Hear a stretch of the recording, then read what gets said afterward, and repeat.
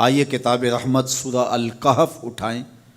اللہ تعالیٰ نے ایک واقعہ بیان کیا ہے حضرت موسیٰ اور حضرت خضر علیہ السلام کا، کہ حضرت موسیٰ علیہ السلام عزم مصمم کر کے جب چلے تو اللہ فرماتا ہے کہ ہم نے حضرت موسیٰ علیہ السلام کو جس بندے کی نشانی بتائی تھی وہ بندہ ان کو وہاں مل گیا۔ سفید چادر اوڑے حضرت خضر علیہ السلام وہاں لیٹے ہوئے تھے، تو یہ جا کے ان کے پاس کھڑے ہو گئے کہ حضرت میں آپ کی خدمت میں اس لیے آیا ہوں کہ اللہ نے آپ کو جو خصوصی علم عطا کیے ہیں میں ان کو سیکھنے کی غرض سے آپ کی چوکھٹ پہ آیا ہوں۔ کہا تم میرے ساتھ صبر نہیں کر پاؤ گے، معاملے مشکل ہیں، سفر دشوار ہے، منزل کٹھن ہے، اور میرے معاملات ایسے ہیں کہ تم اعتراض کرو گے اس کے بغیر تم رہ نہیں سکتے۔ حضرت موسیٰ علیہ السلام نے کہا اگر اللہ نے چاہا تو آپ دیکھیں گے میں صبر کروں گا اور آپ کے کسی حکم کی کسی کام کی میں نافرمانی نہیں کروں گا، کسی کام کا انکار نہیں کروں گا۔ کہا کہ اچھا شرط یہ ہے کہ جو میں کروں اس پر تم اعتراض نہیں کرو گے، سوال نہیں کرو گے، یہاں تک کہ میں خود ہی نہ بتاؤں۔ تو کہا کہ یہ شرط ٹھہری، میں کوئی بات نہیں کروں گا۔ فانطلقا، دونوں چل پڑے، دریا کے پار جانا تھا۔ جو کشتی کا مالک تھا، کشتی بان تھا، وہ حضرت خضر علیہ السلام کو جانتا تھا تو اس نے کرایہ بھی نہیں لیا، لیکن جب کشتی پر سوار ہوئے تو عصا مار کے حضرت خضر علیہ السلام نے کشتی کا ایک پھٹا توڑ دیا۔ تو بے ساختہ حضرت موسیٰ علیہ السلام نے کہا آپ نے پھٹا توڑ دیا، یہ سارے ڈوب جائیں؟ کہا میں نے کہا تھا نا تم میرے کاموں پہ صبر نہیں کر پاؤ گے۔ تو حضرت موسیٰ کو یاد آیا، کہا میں بھول گیا تھا، اس پر مواخذہ نہ کیجیے۔ پھر دونوں چل پڑے، بچے کھیل رہے تھے، ایک خوبصورت لڑکا وہ بھی بچوں میں کھیل رہا تھا۔ حضرت خضر آگے بڑھے اور اس کی گردن مروڑ دی، اس کو قتل کر دیا۔ صاحب شریعت تھے حضرت موسیٰ علیہ السلام، نہ رہ سکے، پھر بول پڑے ایک جان کو بغیر کسی جان کے بدلے میں قتل کر دیا، اس نے گوایا کیا تھا ہمارا؟ آپ نے بہت ہی جو ہے وہ غلط کام کیا، یہ کام اچھا نہیں کیا آپ نے۔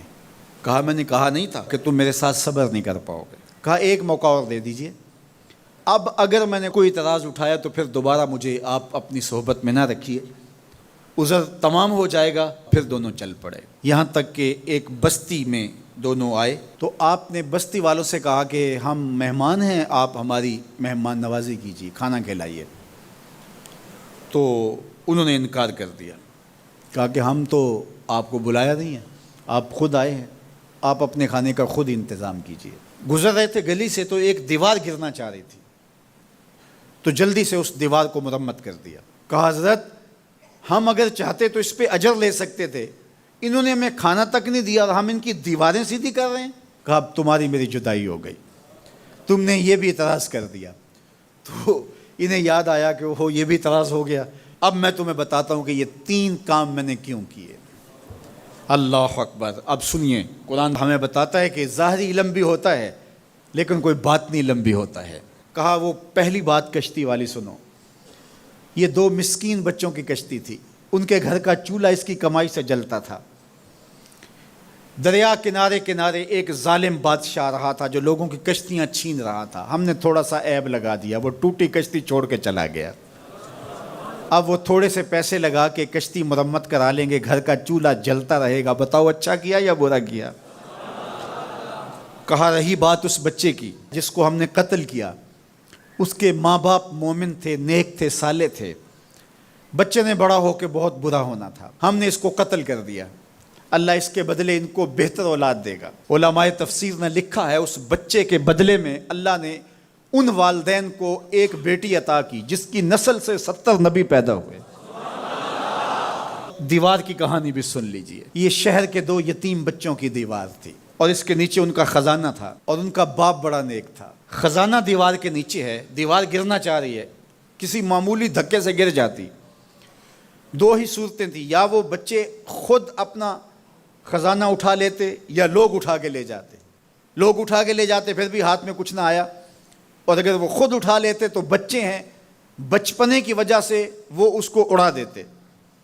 تو ہم نے اس کے اوپر دیوار کھڑی کر دی، جب تک وہ اس قابل نہیں ہو جاتے کہ یہ خزانہ نکال کے اس کو صحیح مصرف پہ لگا سکیں، اتنی دیر تک دیوار گرے گی نہیں۔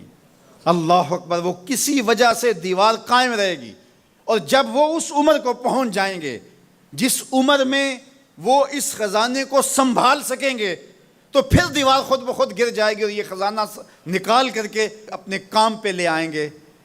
میں جب پہلی مرتبہ اس کو جو ہے وہ غور کے ساتھ تلاوت کیا تو مجھے یہ لگا کہ اس کا انطباق پاکستان کے حالات پہ بھی ہو سکتا ہے، اس لیے کہ یہ بھی یتیموں کا سرمایہ ہے۔ کتنے یتیم روتے بلکتے رہ گئے اور ان کے سر سے جو ہے وہ سائے اٹھ گئے اس وطن کے لیے، لیکن میرے مالک نے اس ملک کے خزانوں پر گہرے پہاڑ اور بڑی بڑی دیواریں کھڑی کر دی ہیں۔ جب تک یہ قوم بلوغت تک نہیں پہنچے گی اتنی دیر تک وہ خزانے ظاہر نہیں ہوں گے، اور جب یہ قوم اپنی بلوغت تک پہنچے گی، شعوری بلوغت، فکری بلوغت، علمی بلوغت، اور رب سے جو وعدہ کیا تھا پاکستان کا مطلب کیا، لا الہ الا اللہ، جب اس بلوغت تک یہ پہنچ جائے گی، اس وعدے کی تکمیل ہوگی، پھر رب دیوار ہٹا دے گا اور پاکستان کو اللہ اتنے خزانے دے گا اور پاکستان ایسا مالا مال ہوگا دنیا دیکھنے آئے گی انشاءاللہ۔ اس لیے رب نے دیواریں بنا کے رکھی۔ تمہارا باپ معین الدین چشتی بڑا نیک تھا، تمہارا باپ داتا گنج بخش علی حجویری بڑا نیک تھا، تمہارا باپ حضرت مجدد الف ثانی بڑا نیک تھا، ان کی وجہ سے میں دیواریں کھڑی کر رہا ہوں اور مضبوط حصار لگا رہا ہوں تمہارے خزانوں پر، اور وہ وقت آئے گا جب تم بلوغت کی عمر کو پہنچو گے دیواریں ہٹ جائے گی اور تمہارا وطن زمانے پہ مہکتے پھول کی طرح اور چمکتے ستاروں کی طرح اور روشن آفتاب کی طرح چمکتا اور مہکتا دکھائی دے گا، اور زمانہ پاکستان دیکھنے آئے گا، پاکستان دنیا کی قیادت کرے گا انشاءاللہ۔